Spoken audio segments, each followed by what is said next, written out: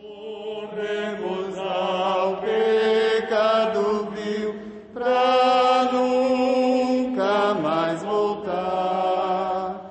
E os erros deste mundo hostil queremos desprezar. A vida nova vamos ter, ao bem nos dedicar. Em santidade, amor viver, do amor de Deus falar. Olá, irmãos e amigos, estamos juntos mais uma vez para o nosso café com Deus. Meu nome é Edivaldo José e hoje gostaria de compartilhar mais uma meditação baseada no livro de Provérbios, capítulo 22, versos 22 e 23. Assim diz a palavra do Senhor: Não explore os pobres por serem pobres, nem oprima os necessitados no tribunal, pois o Senhor será o advogado deles e despojará da vida os que os despojarem. Temos aqui um alerta contra a exploração dos pobres.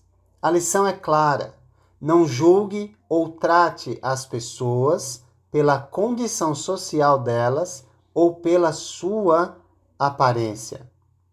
A cena apresentada nos Provérbios é do cotidiano, onde os preços elevados acabam excluindo os menos favorecidos, especialmente no tribunal, onde deveria haver justiça, mas há opressão. Qualquer semelhança com os nossos dias não é mera coincidência, mas sim evidência de que o ser humano, em qualquer cultura e qualquer época, sem Deus, acaba se tornando o algoz de si mesmo, ou seja, aquele que destrói a si mesmo, a sua própria essência, o seu semelhante. O provérbio adverte: não pise no pobre só porque ele é pobre, nem se torne opressor dos necessitados. Num mundo capitalista como o nosso, isso acaba sendo quase que um estilo de vida de algumas pessoas que acham insanamente que o dinheiro ou a condição em que vivem as fazem melhores do que outros. No Salmo 12, verso 5, temos palavras de encorajamento que dão esperança àqueles que são injustiçados, ao mesmo tempo que alertam os opressores, dizendo: por causa da opressão do necessitado e do gemido do pobre, agora me levantarei, diz o Senhor. Eu lhes darei a segurança que tanto anseiam. Essas palavras têm ou fazem parte de uma oração de Davi, quando em sua época parece que todos os homens viviam na deslealdade e na arrogância que se revelava no falar das pessoas. Muito parecido com a nossa época, não é? Quando será que a humanidade, ou quanto será que a humanidade mudou de lá para cá? Estamos falando de cerca de 3.000 anos que se passaram, aproximadamente. O Salmo também alerta que Deus diz: agora me levantarei. E quando Deus se levanta, é para julgar. Enquanto isso não acontece, Ele está dando oportunidade de arrependimento para a humanidade. Portanto, abandonar a arrogância é necessário. E se não abandonar, Deus se levantará para julgar os arrogantes. Assim, Provérbios 22, 23 salienta o fato que Adonai, o Senhor, é o advogado, vingador e defensor do pobre, e levantará uma ação contra o opressor.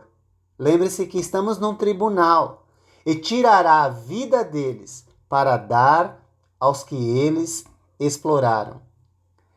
Nesse momento, vale lembrar as palavras de Jesus no Evangelho de Marcos, capítulo 8, verso 34 ao 36, que dizem: Então ele chamou a multidão e os discípulos e disse: Se alguém quiser acompanhar-me, negue-se a si mesmo, tome a sua cruz e siga-me. Pois quem quiser salvar a sua vida, a perderá. Mas quem perder a sua vida por minha causa e pelo Evangelho, a salvará. Pois que adianta ao homem ganhar o mundo inteiro e perder a sua alma? Não há como tratar as pessoas como semelhantes que somos, se você for o centro de sua vida. Por isso Jesus diz: negue-se a si mesmo. Ou seja, saia de dentro de si em direção ao outro. Não há como ter disposição para morrer pela causa do Evangelho se não compreender que é necessário negar a si mesmo e tomar a sua cruz. Ou seja, estar disposto a sofrer por amor ao Senhor, entendendo que seguir Jesus é caminhar para a cruz com Ele. Agora, também é importante lembrar que caminhamos com a certeza de que com Ele também ressuscitaremos, ganharemos a vida ao invés de perdê-la. Certamente pode-se salvar a vida física nesse mundo negando a Deus e suas instruções. Alguns acham que vão se dar bem porque conseguem uma vez, duas vezes ou mais. Pode-se sim se dar bem em determinadas situações. Mas com essas ações, tal indivíduo, tal ser humano, perderá a verdadeira vida. Porém, o pobre, mesmo diante das injustiças, mantendo sua fidelidade a Adonai, o Senhor, assim como o discípulo de Jesus, terá perdas nesse mundo visível. Mas a perda será insignificante quando comparada ao dom da vida eterna concedido por Deus. Realizações nesse mundo é possível, mas não compensam as perdas eternas. Portanto, viva de acordo com as diretrizes divinas e use o que você tem e quem você é para honrar e glorificar a Deus. Duas coisas importantes para lembrar. Primeiro, trate as pessoas com dignidade e respeito pelo que elas são e não pelo que elas têm. Pois todos nós fomos criados à imagem e semelhança de Deus, pois Deus é o Criador de ambos. Segunda lição, não esqueça que Deus é o juiz de toda a terra. E Ele estabeleceu um dia em que há de julgar o mundo com justiça. Portanto, se queres boa colheita, plante boas sementes. E lembre-se, não explore os pobres por serem pobres, nem oprima os necessitados no tribunal, pois o Senhor, Adonai, será o advogado deles e despojará da vida os que os despojarem.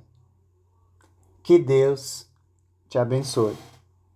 A vida nova vamos ter, ao bem nos dedicar, em santidade.